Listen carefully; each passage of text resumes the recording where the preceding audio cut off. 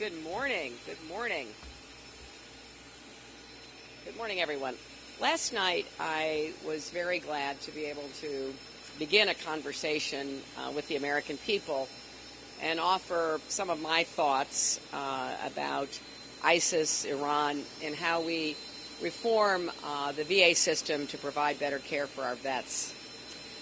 And I'm honored that in the last 24 hours, more retired generals and admirals have decided to endorse my campaign. To focus more on these crucial challenges, tomorrow I'm convening a meeting of bipartisan national security leaders and experts, including former Secretaries of Homeland Security, Michael Chertoff and Janet Napolitano, General John Allen, former Acting Director of the CIA, Michael Morrell, and former NATO Supreme Allied Commander James Stavridis, and others.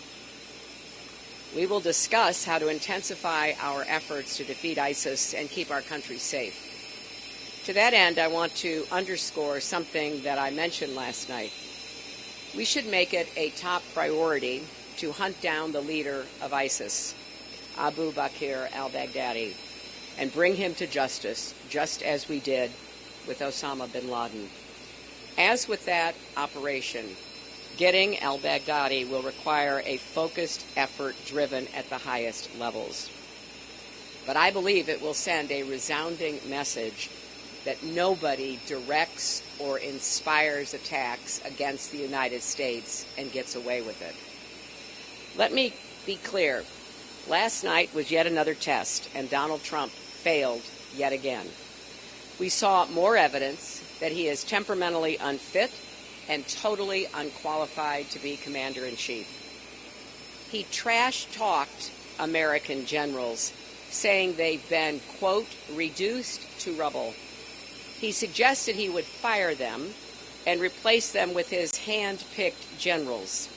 He attacked dozens of former flag officers by saying that, quote, we've been losing for us for a long time. That's how he talks about distinguished men and women who have spent their lives serving our country, sacrificing for us. That's how he would act as commander-in-chief. Meanwhile, bizarrely, once again, he praised Russia's strongman, Vladimir Putin, even taking the astonishing step of suggesting that he prefers the Russian president to our American president. Now, that is not just unpatriotic and insulting to the people of our country as well as to our commander-in-chief. It is scary because it suggests he will let Putin do whatever Putin wants to do and then make excuses for him. I was just thinking about all of the presidents that would just be looking at one another in total astonishment. What would Ronald Reagan say about a Republican nominee who attacks America's generals and heaps praise on Russia's president? I think we know the answer. And when asked how he would stop the spread of global terrorism, Trump's answer was simply, take the oil. The United States of America does not invade other countries to plunder and pillage. We don't send our brave men and women around the world to steal oil, and that's not even getting into the absurdity of what it would involve. Massive infrastructure, large numbers of troops, many years on the ground.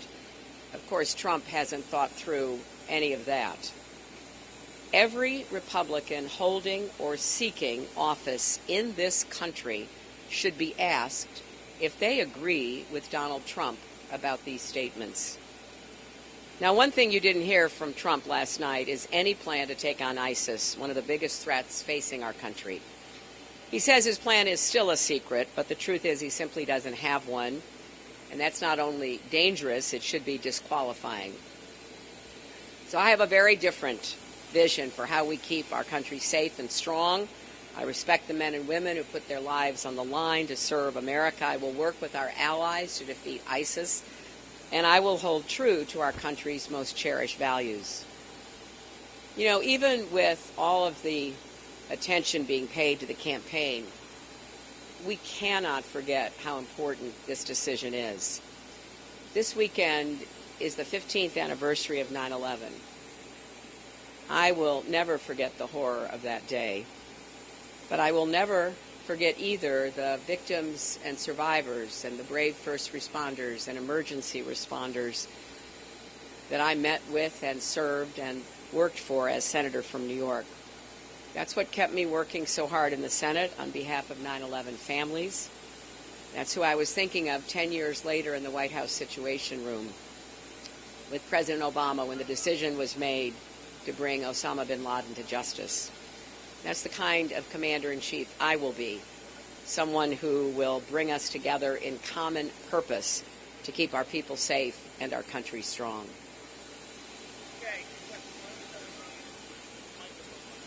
Madam Secretary, the latest Real Clear Politics average has you up by an average of 2.8 percentage points over Donald Trump. Given what you say are his historic inadequacies and disqualification on the commander-in-chief point that you just made, shouldn't you just basically be running away with it at this point?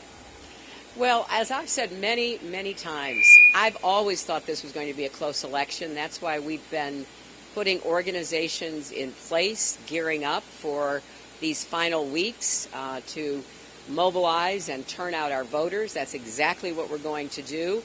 And I feel we're in a strong position, but we're not taking any place, anyone, anything for granted. We're going to keep working as hard as we can and hopefully pull out as many voters who agree with me as we possibly can muster. Hi, Jeff. You said unequivocally last night that you would not put troops into Iraq ever again. Isn't A, that ignoring some ground forces who were there, and B, boxing yourself in should your military commanders, if elected, advise that you in fact need to do that? Well, Jeff, first of all, I've said that before. I've said it on numerous occasions. I believe it. I think putting a big contingent of American ground troops on the ground in Iraq and Syria would not be in the best interest of the fight against ISIS and other terrorist groups. In fact, I think it would fulfill one of their dearest wishes, which is to drag the United States back into a ground war in that region. However, I've been very clear, and I said this again last night, I support the air campaign, I support special forces, I support enablers, I support surveillance, intelligence, and reconnaissance. I will absolutely be prepared to do whatever is necessary to support the Arab and Kurdish fighters on the ground, to take out as much of the infrastructure of ISIS from the air, to go after Baghdadi, as I said today, with a very focused commitment to taking him off the battlefield. I think the approach I've outlined intensifies what we are doing, but also recognizes that there is no, in my opinion, path forward to ground troops that would be in our interests. Hi, good morning. Secretary Clinton, you've been criticized by the RNC for your demeanor last night, that you were too serious, that you didn't smile enough.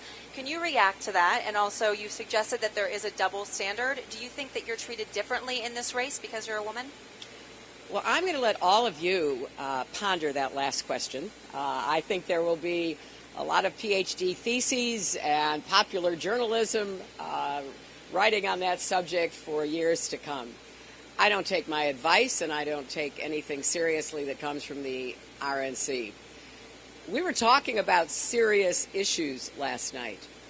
I know the difference between what we have to do to fix the VA, what we have to do to take the fight to ISIS, than just making political happy talk. And I had a very short window of time in that event last night to convey the seriousness with which I would approach the issues that concern our country. Donald Trump chose to talk about his deep admiration and support for Vladimir Putin. Maybe he did it with a smile, and I guess the RNC would have liked that. Thank you, Madam Secretary. Like the hat. Appreciate that. Is this a new look? No, it's kind of an old look now. Oh, you're bringing it back? I'm bringing it back. When shopping in your closet? You got it. Yeah, I do a lot of that. Last night, Mr. Trump suggested in some of his security briefings that the briefers made a suggestion or an insinuation that they were not pleased, the CIA was not pleased with the decisions that the administration and President Obama have made so far. Did you get that same impression in the briefings that you got, and can you comment otherwise on that suggestion from Mr. Trump? I think what he said was totally inappropriate and undisciplined. I would never comment on any aspect of an intelligence briefing that I received.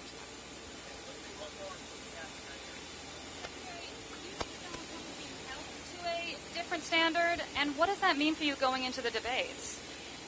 That's a very fair question. I have been somewhat heartened by the number of articles recently pointing out the quite disparate treatment of Trump and his campaign compared to ours. I don't understand the reasons for it. I find it frustrating, but it's just part of the landscape that we live in, and we just keep forging ahead. Look, I think this is a really important moment for everybody in our country, as you have seen by the numbers of Republicans concerned about Trump coming forward and saying, this is not acceptable. They are willing to put their names out there. People who've never endorsed a Democrat, people who've never endorsed before, because they are so concerned about this man and how totally unqualified he is to be president and how totally temperamentally unfit he is to be commander-in-chief. So I know that he says outrageous things on a pretty regular basis, and I know that's part of the coverage, and I know that it may be difficult to feel that you know exactly how to respond to some of his behavior, but we're on the brink of making a very critical decision for our country. And if I were not the candidate, if I were not the nominee, if I were just a concerned citizen, I'd be out here doing everything I could to sound the alarm about someone like Donald Trump getting anywhere near the White House. And I will continue to do that. Thanks, guys. See you on the plane. Well, you can look on the map and find Aleppo.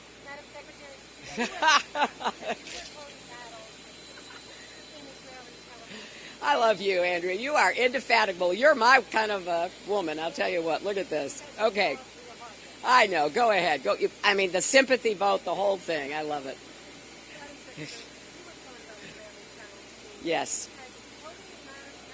Matt Olson, right. Right.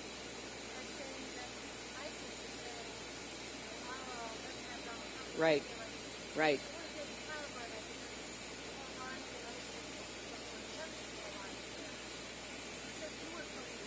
No, that's not true. Well, look, I mean, the Republicans are just in a terrible dilemma trying to support a totally unqualified nominee. I have no sympathy for them. It's their nominee. But I am not going to tolerate them continuing to make misleading, inaccurate accusations and putting out misinformation about me. And here's the latest example. Matt Olson, the very distinguished and effective former director of the National Counterterrorism Center, was so disturbed by what he has seen coming from the Trump campaign that he wrote an article that I guess came online in the last 48 hours, pulling from public sources very clear statements by ISIS leaders, essentially throwing whatever support they have to Donald Trump. They have, as Matt Olson pointed out, said they hope that Allah delivers America to Trump. They have said that they hope that he is the president because it would give even more motivation to every jihadi someone who has insulted Muslims, has insulted a Gold Star family of a incredibly heroic Captain Khan, someone who has said he doesn't want to let Muslims from around the world even come to our country. That is a gift for ISIS, and that is what Matt Olson, who knows more about this than the Republicans trying to somehow muddy the waters, very clearly stated. That's what I mean. And look, I'm not asking for any special treatment. I know the road that I'm on. I've been on it for 25 years, and I just get up every day and keep moving forward. I love this country. I will serve it with my entire heart, mind, and soul. I will do everything I can to protect America, and I will do everything I can to make sure Donald Trump is not president for many reasons. But this latest information coming from a distinguished counterterrorism expert should put every American's mind in motion to try to figure out what everyone can do to prevent Trump from being the president. Thank you. See you guys on the plane. Appreciate it.